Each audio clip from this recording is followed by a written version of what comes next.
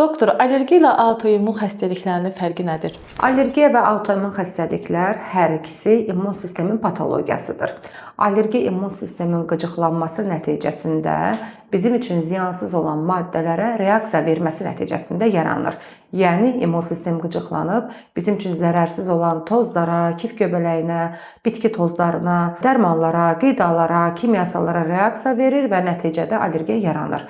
Autoimmun xəstəliklərdə isə immun sistem qıcıqlanaraq hədəf olaraq öz hüceyrələrini seçir. Yəni immun sistem qıcıqlanıb zob toxumasını zədələyirsə, autoimmun tiroidit, Haşimoto xəstəliyi yaranır.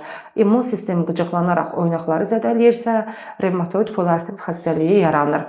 Yəni autoimmun xəstəliklərlə allergik xəstəliklər bir ağacın budaqları kimidir. Ona görə allergiyadan əziyyət çəkən xəstələrdə bəzən autoimmun xəstəliklərdən əziyyət çəkənlərdə isə bəzən allergik xəstəliklər görülə bilər.